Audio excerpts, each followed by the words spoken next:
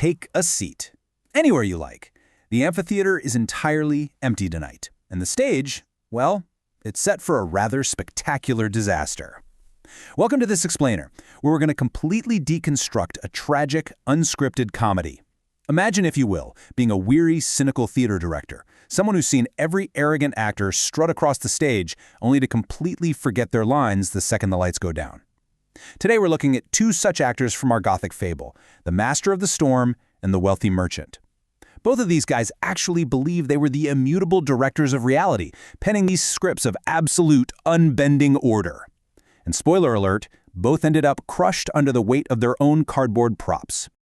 I mean, just listen to the absolute arrogance dripping from this opening line.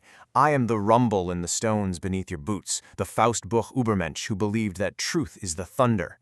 You can almost hear the mocking, dramatic flair in the text, right? It perfectly sets up what is ultimately a heavily scripted tragedy. The Master of the Storm genuinely believed he was this force of pure, cleansing power. He honestly thought cosmic rot could just be purged with a single deafening strike from his hammer. He was suffering from the ultimate delusion of absolute authority, basically confusing the really loud noises he made with actual foundational truth. Okay, so let's dive into this concept of absolute negation. The Master, much like our other actor in this play, the Wealthy Merchant, totally believed his rigid order was immutable stone. He thought his ego was this unstoppable destructive force that could just shatter the suffocating hypocrisy of the world. But the reality? The reality was nothing but a fragile cage of papier-mâché. Both the Master and the Merchant were operating under this Nietzschean illusion that they could force reality into a strict, unyielding mold. They thought their laws and decrees were carved in granite, when in reality they'd just written a very fragile text, a text that was desperately waiting to be edited by the forces of chaos. To really grasp this delusion, we have to look at the merchant's desperate need for what he calls a tapestry of order.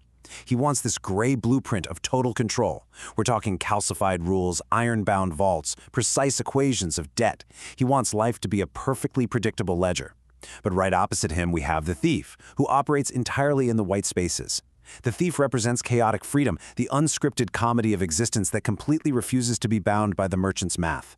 The tragedy of the merchant is that rigid order is just a strict, highly predictable script, and in a chaotic universe, a predictable script is just begging to be broken.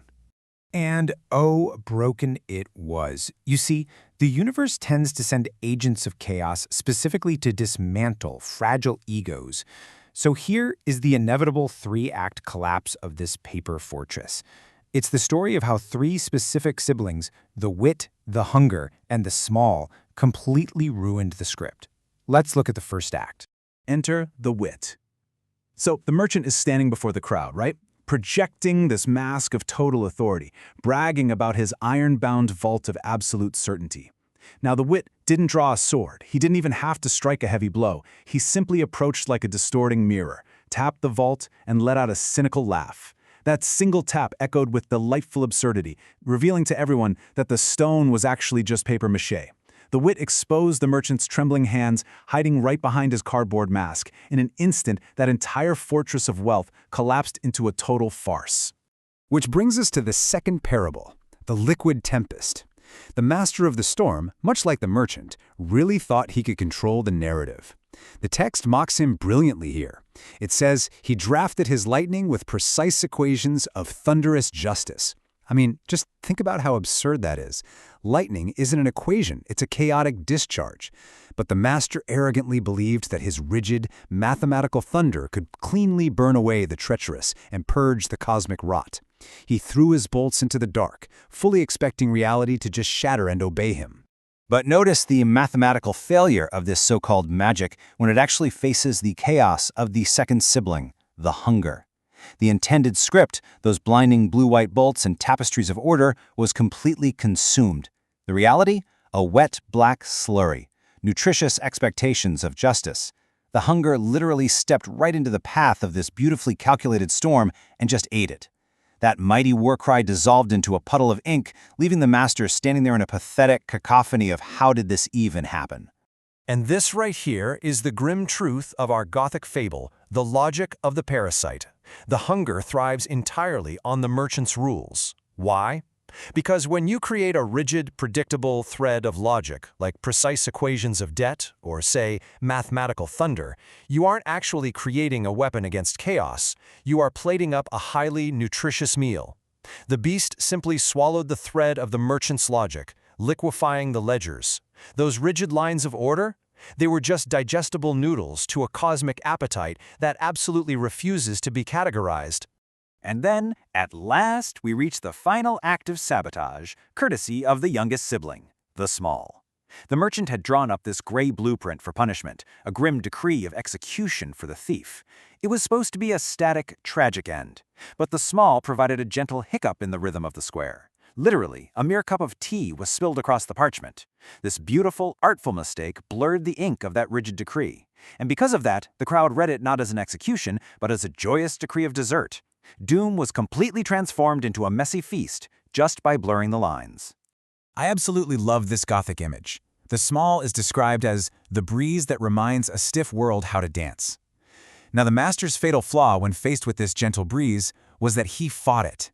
Completely trapped in the absolute certainty of his ego, he refused to let the hiccup redirect his swing. He refused to, in Nietzschean terms, go under and accept the artful mistake. Instead, he forced his rigid blow to land anyway, ultimately striking his own foundations and basically hammering the lid onto his own tomb. So, the really crucial point here is that because the master refused to accept the chaotic medicine, his pursuit of absolute certainty built an infinite dungeon. He didn't find the empty amphitheater of becoming. No, he was swallowed in the soot of his own scripted tragedy, sinking into an absolute freezing dark. The pursuit of immutable, stone-cold order doesn't elevate you. It impales you from below. It is the completely justified termination of a foolish ego. And this brilliantly illustrates the final transformation of our protagonist, the Wanderer, who watched this entire tragedy unfold. Seeing the master's descent into soot, the Wanderer makes a profound choice. He looks at his own heavy iron hammer of skepticism, the very tool of forced order and rigid logic, and he just lets it melt. He casts it aside for the wooden jester's wand. He trades absolute, crushing certainty for improvisational grace. He realizes that his shadow isn't a jailer, but actually a velvet costume for a grand sweeping improvisation. Which brings us to the profound philological symbolism of our fable, the idea that reality itself is a written text. Rigid rules, ledgers, and decrees, they're dry, dead text. They are a tragedy of forced order. But the Wanderer has finally stepped onto a stage where the ink is always wet. Reality is fluid, it is chaotic, it's messy, it's highly prone to spilled tea and delightful absurdity. The damp page means the story isn't locked in an iron vault somewhere. It is waiting to be written, rewritten, and improvised. The master's story ended in a final period of ash. Exactly so the Wanderers could begin. Which leaves us right here, at the end of our unscripted comedy, looking directly at you. If the pursuit of absolute certainty, of calcified rules and precise equations only builds an infinite dungeon that inevitably collapses into papier-mâché, well, where does that leave you? Are you still gripping a cardboard thunderbolt, desperately trying to force the world into a gray blueprint? Or are you holding a jester's wand, ready to step into the white spaces? The tragedy of forced order is over. The page is damp. So what will you write with the wet ink of your next line?